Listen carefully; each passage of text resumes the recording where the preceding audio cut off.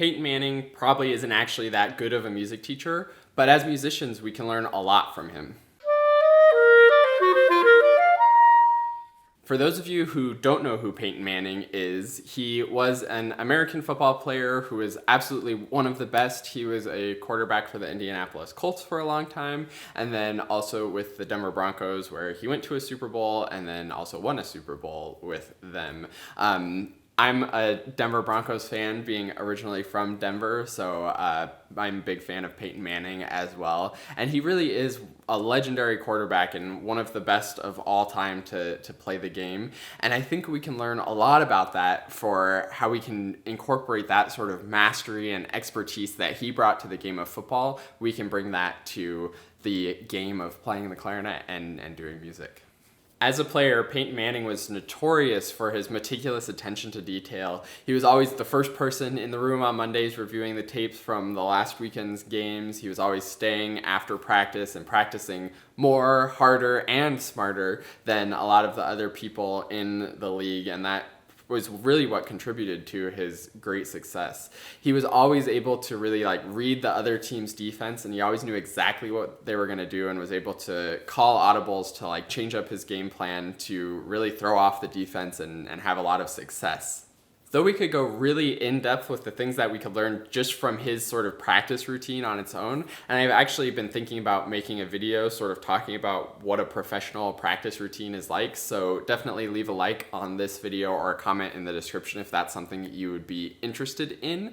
But I think the thing that I really want to talk about with Peyton Manning and the thing to get out of his playing and the way that he played football that we can bring to our playing of the clarinet is the way that he intuited everything and made all of the knowledge that he had, all of the studying and analysis that he did, and how he brought that together into a fluid, consistent, great execution.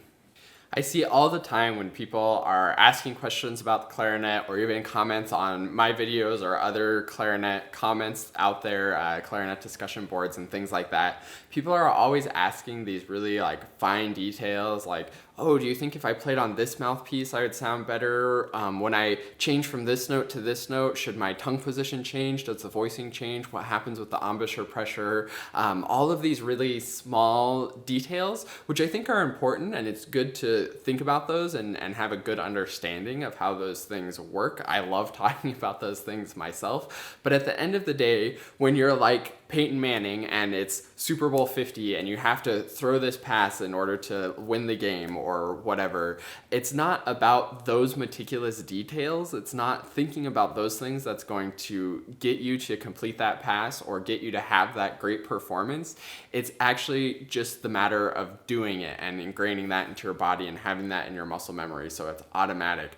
We find much more success when we're thinking about just aiming for the goal rather than thinking about all of the steps in order to get there.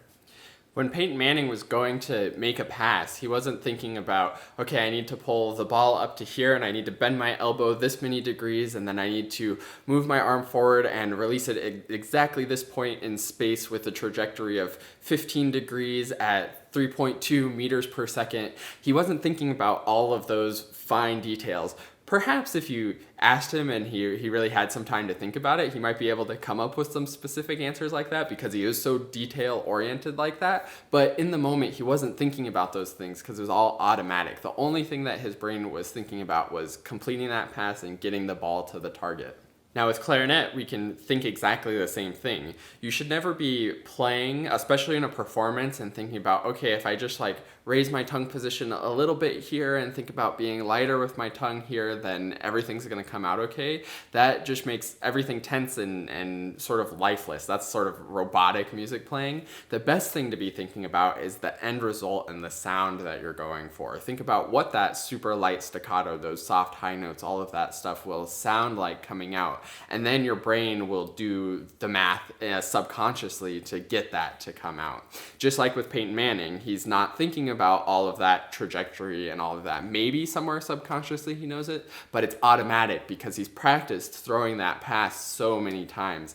And that's why it's so important as clarinetists to do our warm-ups, do our long tones, and spend the time in the practice room on the piece so that we can take it apart and look at all of those specific small details, but then we put that all into our subconscious and make it all automatic. Our brains can only really concentrate on one thing at a time. There's no such thing as multitasking, but if we put all of those small details and all those simple details of the articulations, the dynamics, the notes, the rhythms, the fingerings, the tongue position, the embouchure pressure, the air pressure, all of those things, all those simple things, we can only think about one of those things at a time, but we can put all of those together into an image of how the music should go. And that's something that our brains can comprehend and focus on as we're playing. And then we have to trust our practicing and our warm-ups and our subconscious to take care of the actual math of making all of those moving parts line up together to get the desired results we're aiming for. So here are the key takeaways for you.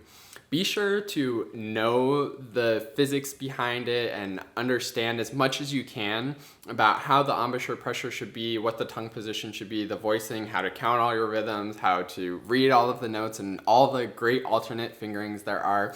Know as much as you possibly can about the clarinet, but don't forget to practice actually performing and practice aiming for the end result rather than getting so bogged down in what exactly is happening with all of these little things. If you're focusing on your tongue position, then your brain's only going to be getting your tongue position. And you might get some good smooth connections between notes and the notes might come out well with a good sound. But you probably won't have the great dynamics and maybe the great articulation and all of that stuff that is a part of music. So I encourage you to experiment with trying to put all of that together into one really clear imagination of how the music should sound with all of the musical details in the sound, and then just work to create that sound as you're playing. The best thing for me to be thinking about whenever I'm performing a piece is I'm just thinking, how is this music go? What is this supposed to sound like? I have the sort of recording playing in my head of how I ideally want it to sound like. Not somebody else's recording, not a recording that I've heard, but how I think that this piece should go ideally, that clear image of what this music is. And then that's what I'm trying to get my clarinet playing to do. And I've done all the long tones and all the warm-ups and all the time in the practice room that my subconscious is able to put all those pieces together and make that sound that I'm aiming for. So I really want you to give this a try. Next time you're practicing, maybe take a moment to not worry so much about all of the details and working on futzing with your embouchure or getting the right tongue motion and position and all of that stuff, and just try to take a second to think through a phrase or even a measure. Hear what it would sound like if the best clarinet player in the world was playing it and had all of the right musical details and inflections. Really like get that clear image in your head, and then just try to play it and hear that clear image in your head as you're playing. And I bet you'll be surprised at how automatically your brain can incorporate all that together. Just like Peyton Manning always throws such great accurate passes because his brain just knows how to do it because he put in so much time in the practice field. He doesn't go in the practice room for throwing footballs, but it's practice field and practicing. And that's exactly what we need to do as musicians as well. Thanks so much for watching this. I hope this was helpful, and if you did find it helpful, be sure to let me know in the comments below or by liking this video so I know to make more videos like this for you in the future. And definitely feel free to share it with anybody that you think might benefit from this. I think everybody would have a lot more fun actually in their performing and their practicing if you just remember to build the details into your muscle memory, but then just let it out, let it happen in the performance, and try to make everything as automatic as possible. So thank you for watching this, and I look forward to seeing you in another video.